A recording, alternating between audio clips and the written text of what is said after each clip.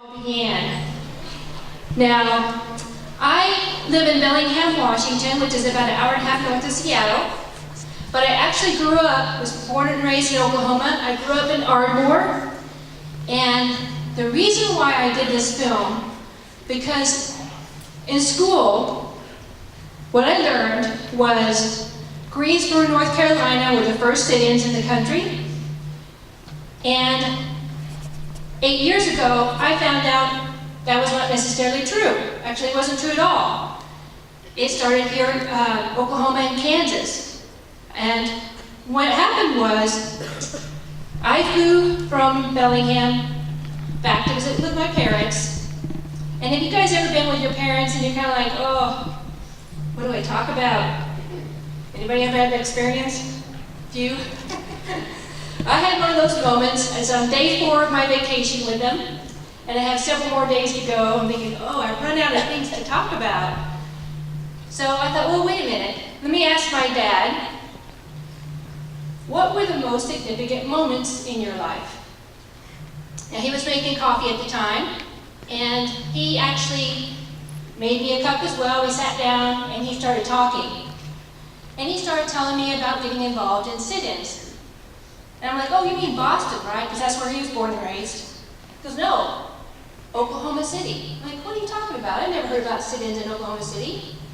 And I think, in my mind, thinking, okay, well, they just did it after the Greensboro, North Carolina sit-ins. They just probably did it 1 or 2 sit-ins. And he goes, no.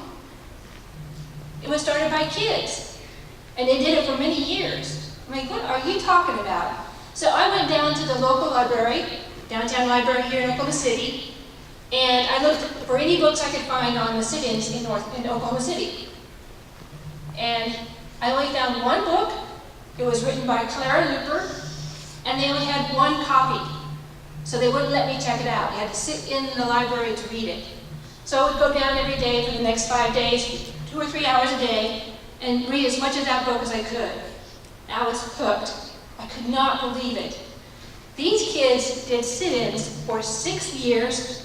It never got volunteered, never really made national news, but they turned around every restaurant except for 1 throughout Oklahoma City before the Civil Rights Act took place. I was floored. So what I did was, I flew back home, and I actually work as an accountant. I do taxes, people's individual and corporate taxes.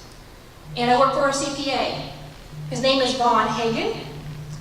And I was telling him about this story. So, over the next 7 years, it took me 7 years to do this film, he was all with me the whole step of the way, hearing all my stories about what was going on.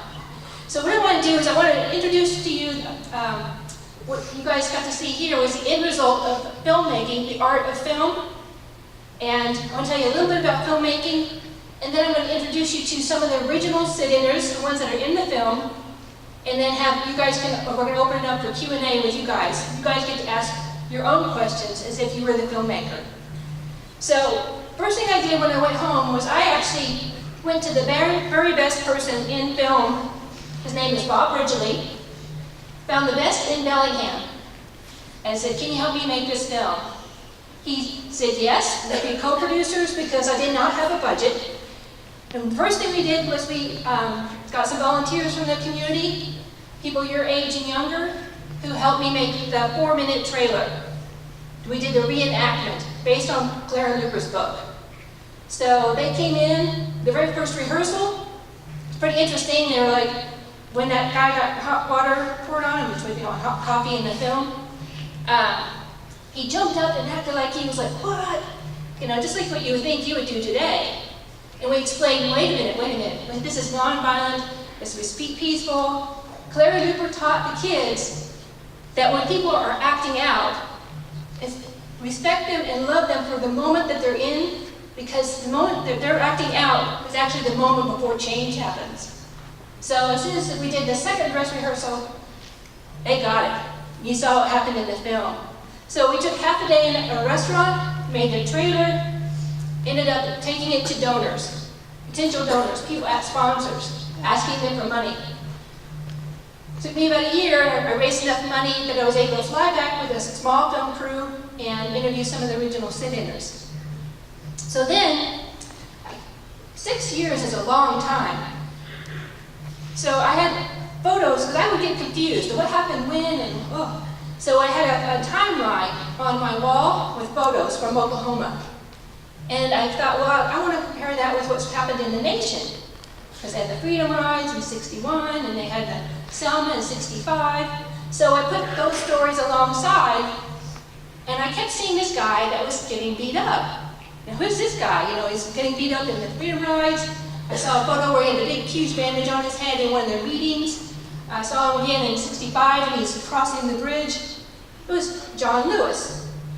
You know, and I'm thinking, well, I'm an independent filmmaker. We have a very small budget, and plus, you know, I'm just a filmmaker. He's not going to want to talk to me. And I thought, wait a minute. Let's take that word "just" out of that sentence. I am a filmmaker. I need to go ahead and ask him, will he be interviewed for this film? 2 days later, he got back to me right away and said, yes, I would love to be interviewed by you. So another year goes by because I have to raise more money, and we fly back to Washington, D.C. We interview not just him, but Julian Bond, and also that newscast guy from Greensboro. Now, what was interesting about Greensboro was that he had never heard about it all those years. He always thought, even though he's been an international newscast person, he always thought Greensboro was first. Turns out, Oklahoma started a year and a half before Greensboro.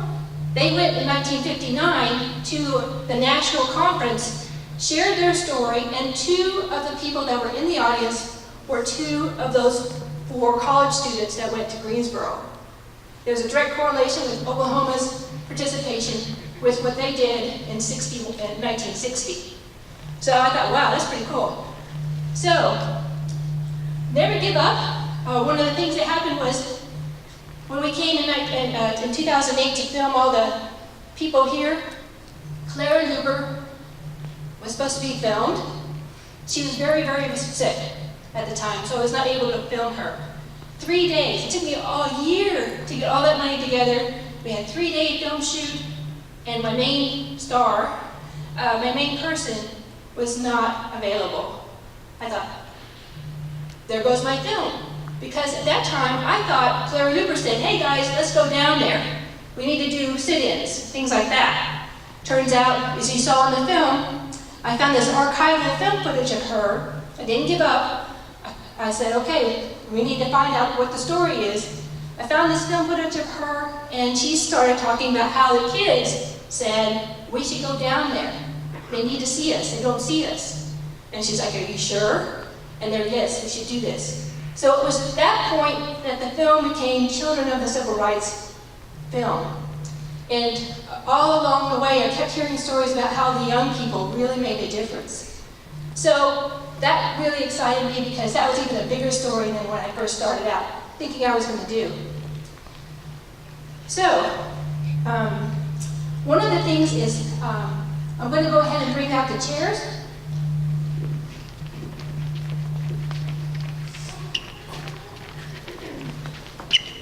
And when they come out, one of the things with doing interviews when you do a film is you have to get prepared. And sometimes you spend a week or 2 weeks getting the questions ready. You might have 2 pages of questions, way more than you ever need when you actually sit down to do the interview.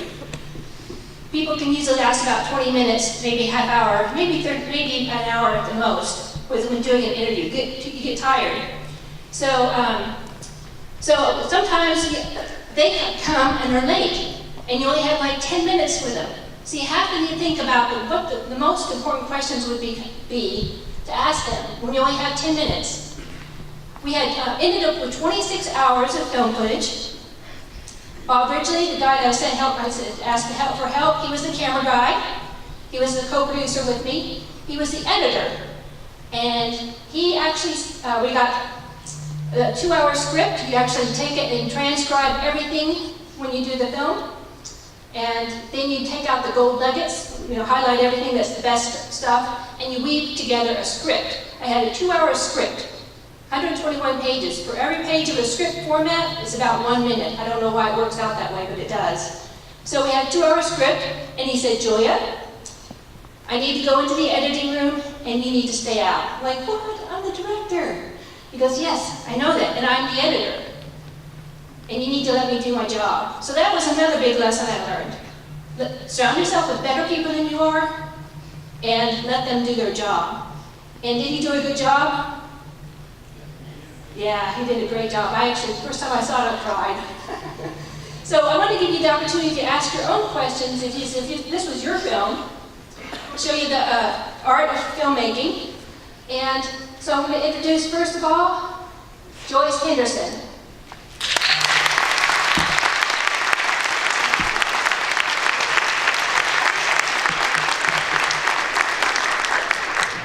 And Joyce is the person who sang in the film. She's also the person that wears purple.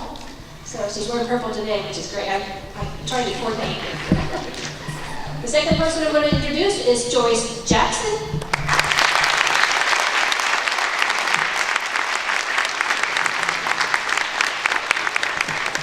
She wore purple too. That's great. It's like we called each other. Joyce Jackson is the one that you saw in the film that talks about getting surrounded by the National Guard and then pulling their guns. And she went to jail, so she has some stories about that. The final person is Bill Clifford.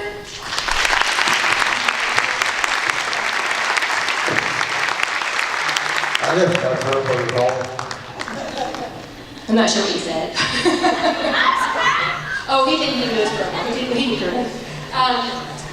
So, Bill Clifford, as you've already guessed, is my father. And he's the one that went down there. He was one of the first whites to join in with the sit-ins. So, we have two people in the superintendent over there, and where's the other guy? The guy back there.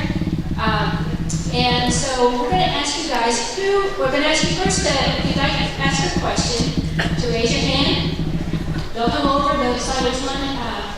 When you get the microphone, I'd like you to stand up and state your full name. You basically you're introducing yourself to the panelists.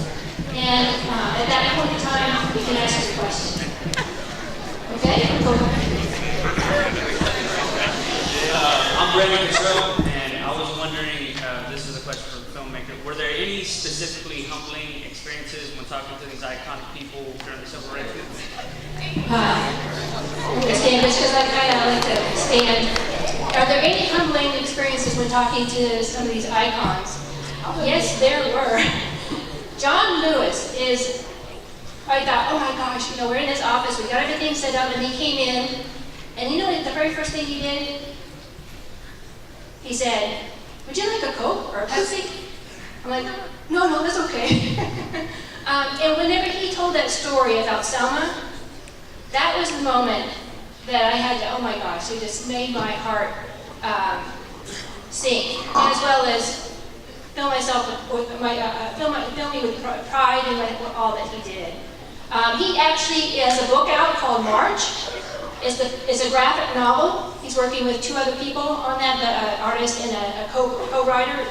And March shares his story of his life from when he was a kid, growing up and going through the sit-ins. They have 2 more books coming out. He's the only congressman to ever go to Comic-Con. Everybody just know what Comic-Con is? Yeah.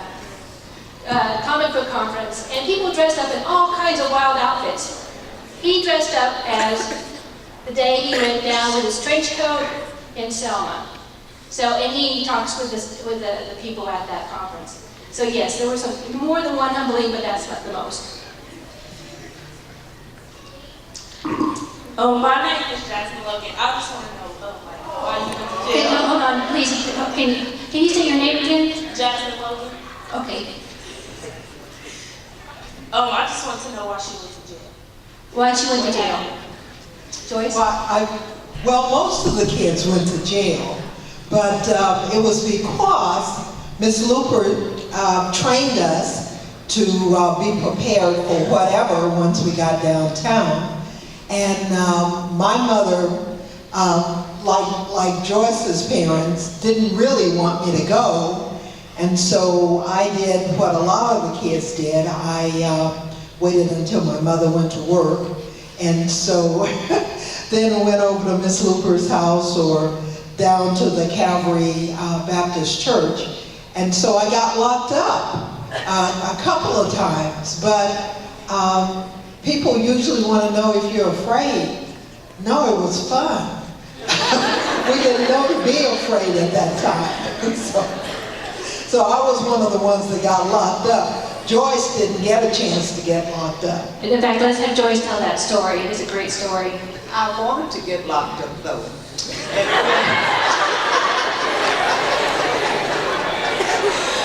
What happened with me, I had to go to the restroom. One Saturday we were all picketing. And we couldn't go to the restroom at the location where we were picketing, so they told me and my cousin where we could go use the restroom. When I got back, the paddy wagon had taken everybody to jail, and here I am. Now remember, I'm a kid. And I'm like, where is everybody? Where is everybody? And they said, we got word they had gone to jail. Well, where is jail? And someone told us how to get to jail, and it was downtown, so it wasn't like I had to walk. We had to walk a long way. And we walked to jail. When we got in there, we said, we were with them, arrest us, we were with them. And the police said, we can't arrest you. I said, why? We were with them because we didn't see you. And I'm like, but I'm telling you, we were with them, but because they didn't see us, they couldn't arrest us. That was my most disappointing experience. Okay, Superintendent, do you have somebody on your side? Oh wait, sorry, right over here. Okay. Hi, I'm Quentin Hairston. Can you say your name again? I'm sorry. Quentin Hairston. And I just have one question. Other than like blacks and whites, were there any other races that you saw taking place in the movement? Joyce? Not in Oklahoma City. It was mostly whites and blacks at that time. So no, not in Oklahoma City, but in other areas of the country. Yeah. Like who? And I was just going to share with that. Because we were involved in the civil rights movement under the leadership of Clara Luper, we had the opportunity, some of us, to go to Washington, D.C. and hear Dr. Martin Luther King deliver his I Have a Dream speech. I was on one of those two buses. And because of that experience, when we left here, now understand Clara Luper was our history teacher as well as our youth advisor for the NAACP. And when we traveled to Washington, D.C., I'm thinking, yes, we're going to a march on Washington, but I didn't know the magnitude of the experience or experiences I would have. And when I got there, I thought it was going to be predominantly blacks. But when I got to Washington, D.C., and you could see the thousands of people. In fact, when I see pictures, I'm pointing, I was standing over here somewhere. That's when you saw all races of people involved in the March on Washington. And that to me confirmed, reconfirmed what we were doing in Oklahoma City, the right thing, and that was August 28, 1963. Thank you. I'd like to comment on that a little bit. I went down last Friday to the Capitol, and they had the Muslim Day at the Capitol, and there were highway patrol people down there guiding those people who attended without protest signs. So it's just been passed on.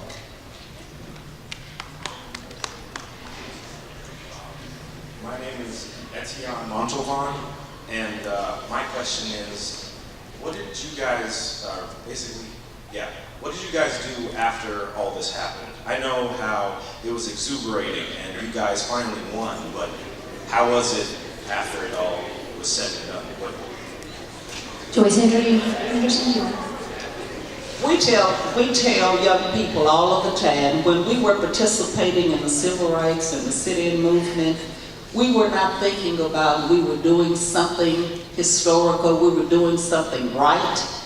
And as I mentioned in the film, we were being discriminated against for one reason only, and that was because of the color of our skin. So you had segregation laws that allowed people to separate you because of color. And as I look in the audience, and I'm a former high school principal, and see blacks, whites, Native Americans, Hispanic Americans, all assembled in here, it makes what we did back then worth it. And we don't want to go back, and we want to continue to integrate.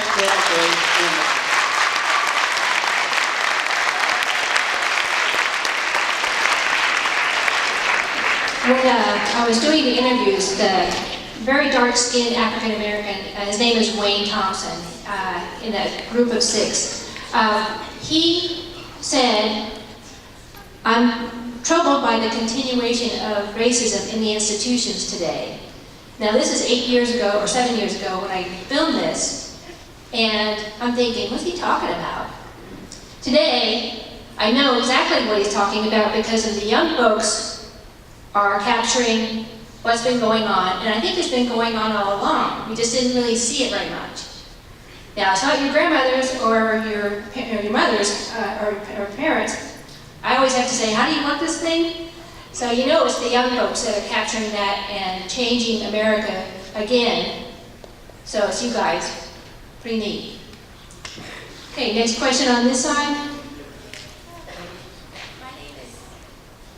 My name is Kayla Lively.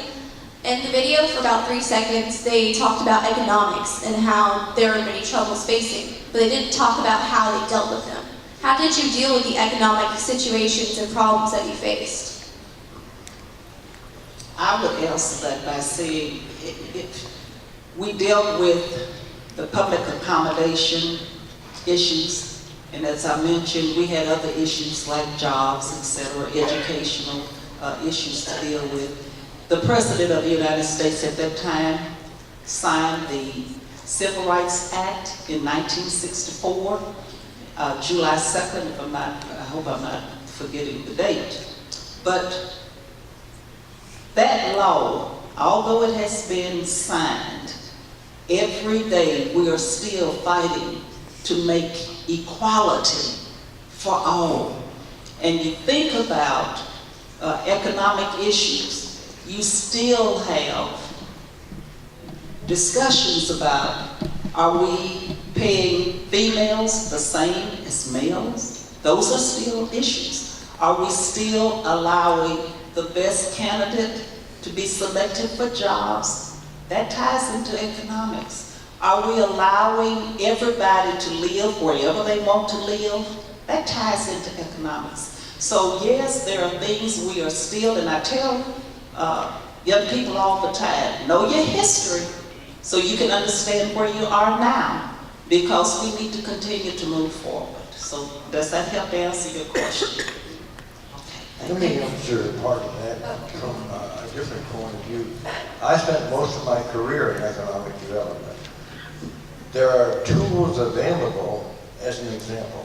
When he first came into office, first public speech that President Obama made was before the National Academy of Sciences. We have 223 national research laboratories.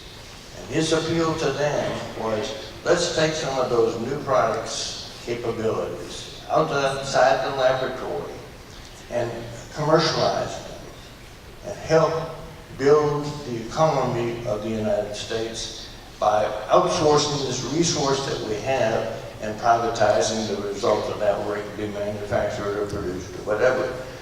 Let me bring this home a little bit more. You've all seen the people in the war who lost a leg, as an example, and they have this springboard type effect that they move in place of artificial limbs. That was pioneered in Oklahoma.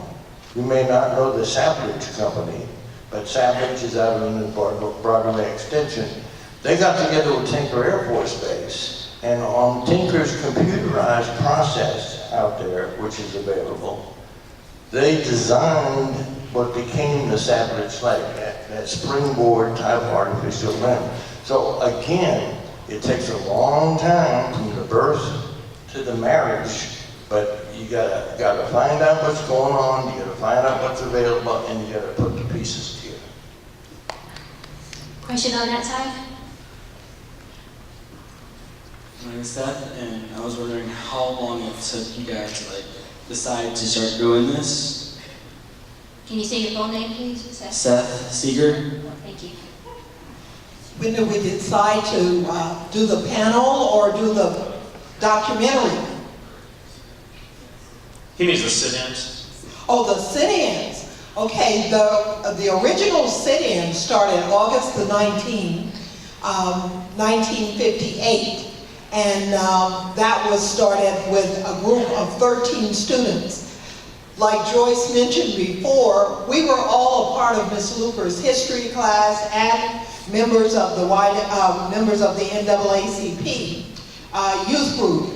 And so it went on for many, many years. It went on to 64, July of 64. So we all just became a part of that group. So there were thousands of kids that eventually had an opportunity to participate in the sit-ins.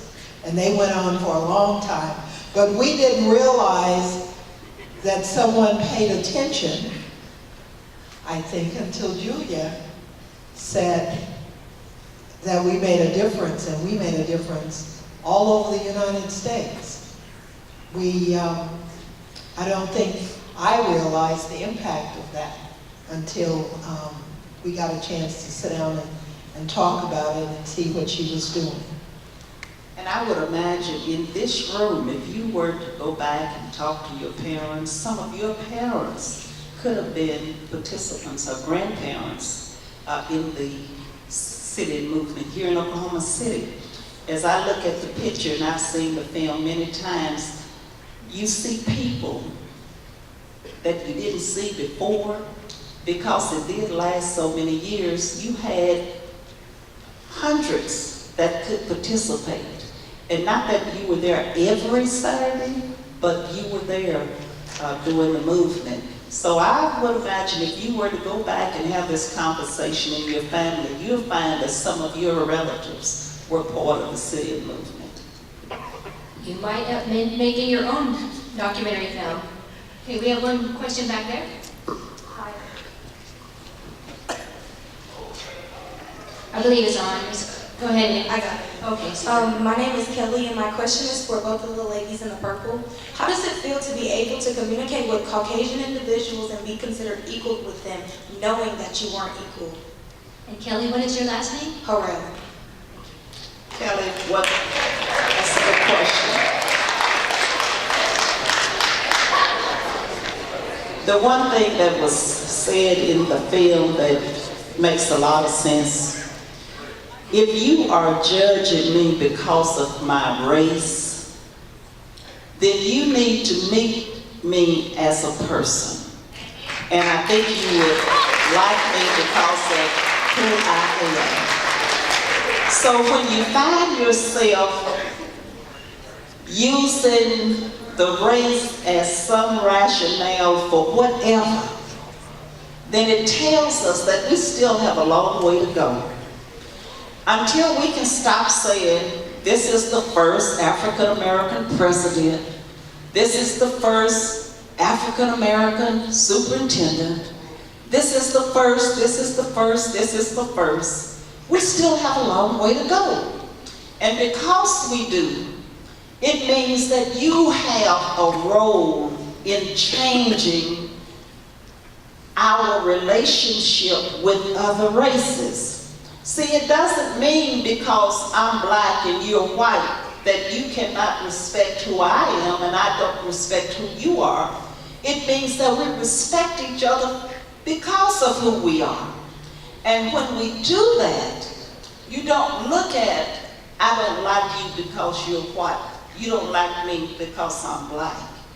If you don't like me, you don't like something I'm doing that's irritating you.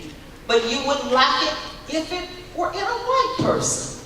So once we have gotten to the point that we have a relationship because of my character, we still have a long way to go to change if you're dealing with race as your reason for having a relationship with somebody or not having a relationship with somebody.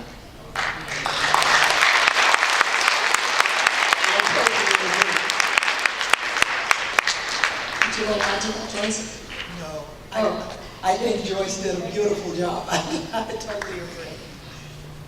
Someone back there? Hi. Can you state your full name? My name is Wiley Warner. I was wondering what made you want to keep going and not give up, even though the entire world was against you? I think we were all caught up in the fact that Miss Looper was such a dynamic history teacher and NAACP advisor that we wanted to do what would please her. And of course, for us, every time she told us we were going to make a difference, we were somebody, and we were to be respected just like everybody else and treat everybody kindly, and you'll get all of that back. We wanted to be a part of that. And so that's what was really important to us. And Miss Looper had a way of bringing history to life. If you had Clara Looper as a history teacher, then history became a part of life. And I can assure you, I tell people, we were obedient kids when Clara Looper spoke. And I will also confess, I was more afraid of Clara Looper than I was of the civil rights movement. And you need to have known who Clara Looper and what she stood for. When she spoke, you listened. If you were not going to be obedient, you could not participate in the sit-in movement because she wasn't having it. When she told us we were going to do ABCD, we did ABCD. And those, I'm going to say, the teachings that we learned as a part of that movement made us both, all of us, better citizens today. And our success, you could take everything we learned during that period of time, help to make us whole and successful. Bill? I'd like to stretch this out a little bit more and bring it down to today's realities, in my opinion. I wrote a poem, and one verse goes something like this: I hate every aspect of the politics of hate, where some cultures, creeds, and colors are treated second rate. And this view extends to women. Got to keep them in their place. And refuse their rights to personhood in a way that's a disgrace. So it's much broader than just black and white. It's how does our culture deal with the societal change that's going on today, right in front of your eyes. It doesn't take a superhero to turn this thing around. It just takes individuals willing to stand up.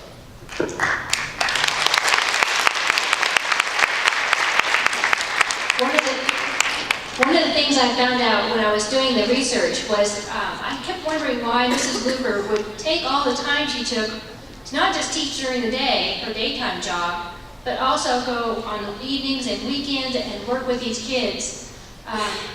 And I heard a story when she was 10 years old, 1933.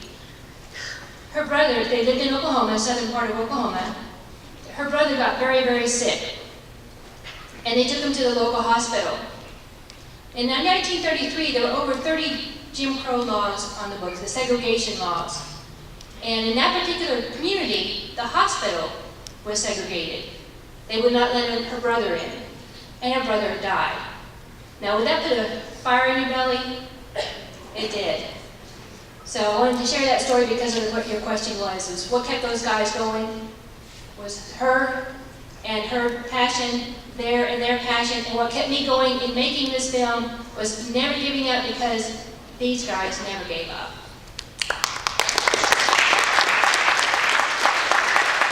Question back there. State your full name. Hello? Okay. My name is Alicia. I was the purple bottle. Can you say your last name? Tainsley. Did you feel more confident during your second sitting than your first sitting? Did we have more confidence in the first sit-in than the second one? The second one than the first? For me, it was all just one big picture. And it was just as easy for me to do it the first time, the second time, third time. We didn't have a problem, we didn't have fear. And just think about how many of you are in here participate in a sit-in movement. You wouldn't have any fear either because you are not by yourself. You have others who believe in the same thing. So no, I didn't have any fear, not any time. The one thing that we didn't have here in Oklahoma City, we didn't have the policemen doing like they did in some of the other states with their movement, putting dogs on you, using the water hose. Those were things that happened in the movement in other states. In Oklahoma City, we had more of kicking you to get out of their way, spitting on you. I wanted to pinch somebody. Let me tell you why. We were picketing and the owner of this particular restaurant opened his doors for his white patrons, and I'm standing behind the door and there's a wall between us. And as he opens the door, he's pressing up against me and I'm pressing up against the wall, and he knew I was back there, but he was moving me out of the way. I wanted to pinch him, but I saw Clara Luper flash across my eyes and I didn't do it. But yes, you have those moments that you feel some anger, but the bigger picture was we couldn't do anything that would violate what we were all about.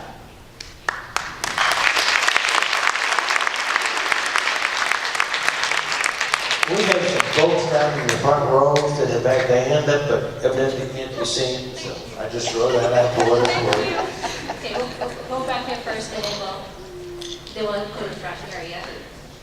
My name is Isaiah Price. Whenever you guys were detained by the police, like, how long were you guys in jail?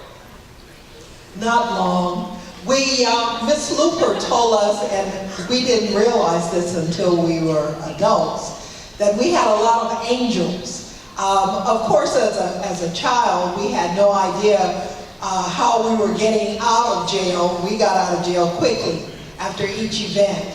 And, of course, we don't have any records. but yeah, it was a very short period of time. But for kids, you know, we really didn't know how long. We were having fun. It was fun to us.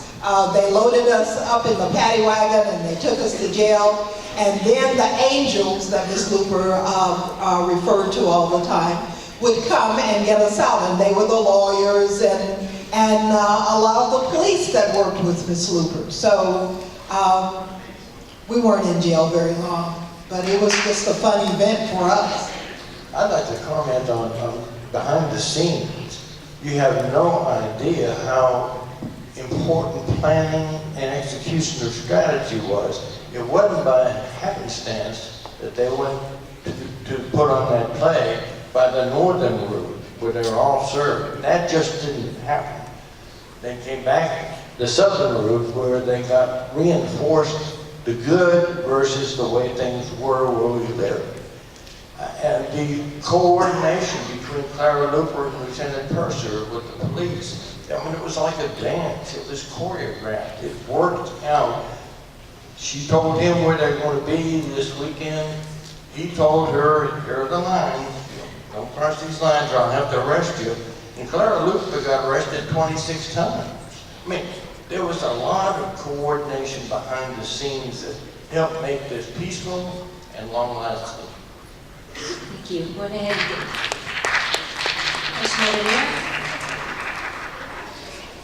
Hi, my name is Hayden Jenkins, and I was wondering if, I don't know if you guys were adults after you after it happened, but how was life in high school after segregation became illegal? Was it easier or harder?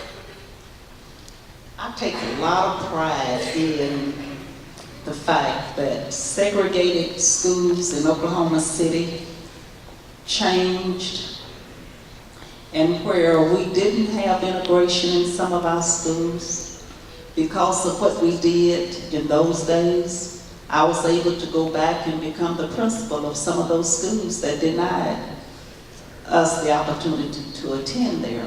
One being Northeast High School, the other being Classen High School. And then I went back to Open Classen School of Advanced Studies.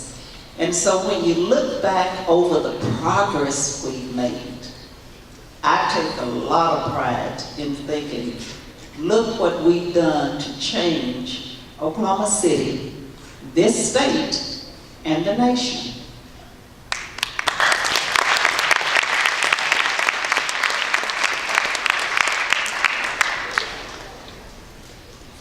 Go back, way back there. Okay, and then we'll come back up.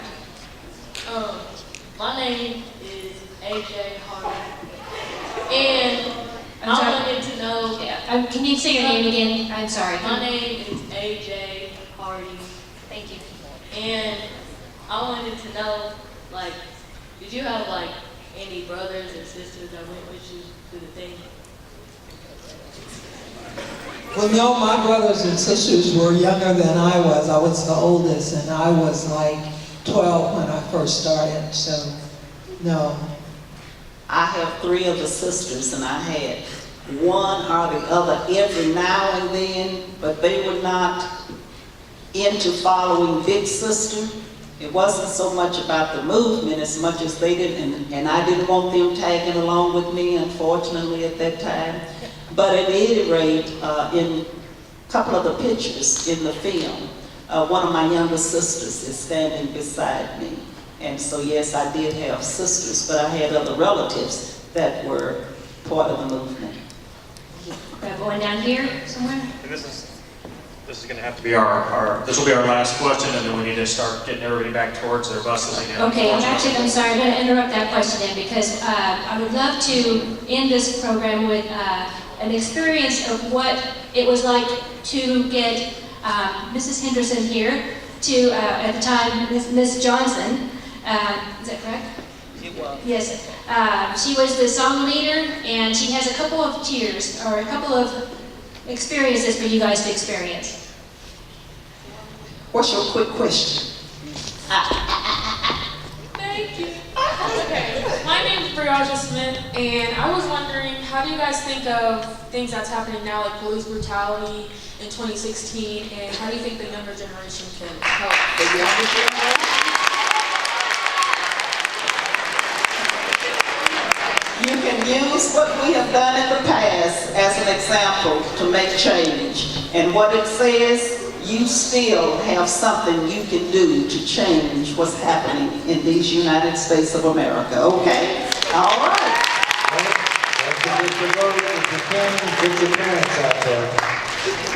What I like to do, you heard on the film, I did in every Saturday morning, we had to get ready for the event of the day.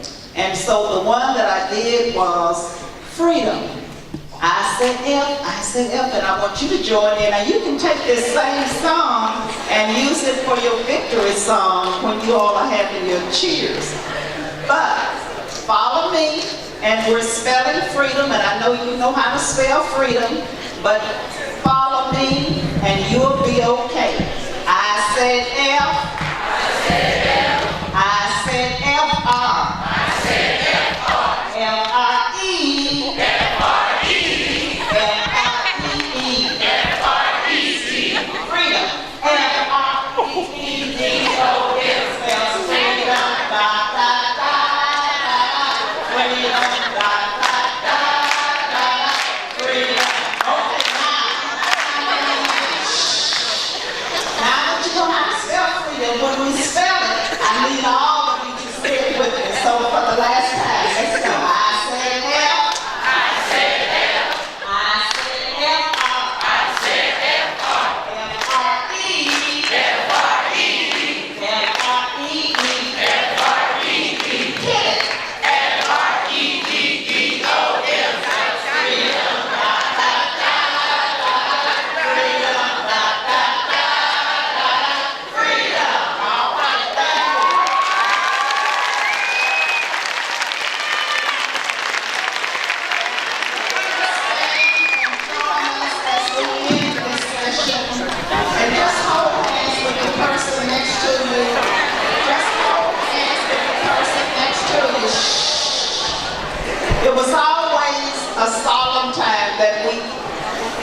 saying, we shall overcome.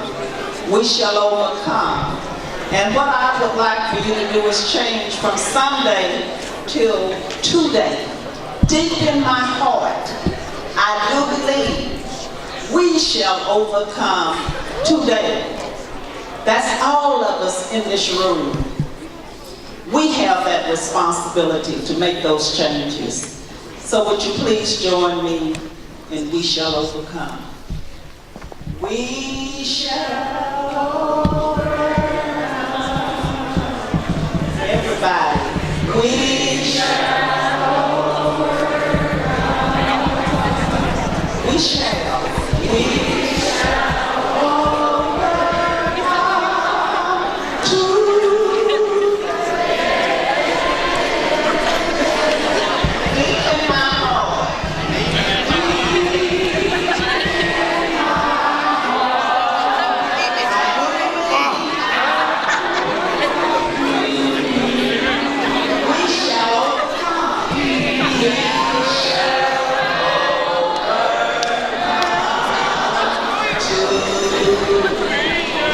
Thank you, young ladies.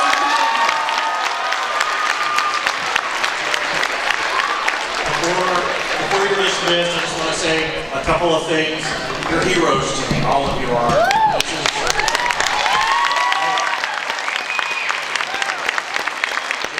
saw you last week at the Martin Luther King Jr. breakfast in January, and I said to some of our staff, we have to get them here. And they did it, and I had nothing to do with that, except saying, hey, we have to get them there. It's probably the best idea that I've had in the 7 months that I've been superintendent here. One of the things that has been very important to me as I go to our schools and I meet with students is to tell you that, and to tell our teachers and to tell our principals that we have to listen to students. Children can change the world, and they have. And that's why Joyce and Joyce, that's why you're heroes to me, because this is when you were children that you started changing the world. And I think about how far we've come, and the only way that we can go backwards is if we're silent. And Bill, you said, getting out and voting, that's the biggest thing. The march from Birmingham to Selma was about voting. And if you think about where we are right now and continuing to move forward, as you become voting age, all the students in here, don't let your vote be silent. Let your voice be heard as articulately as you can speak, or as well as you can sing, or even if it's just going to the ballot box and voting. So thank you all for being here. Thank you all for being in our audience.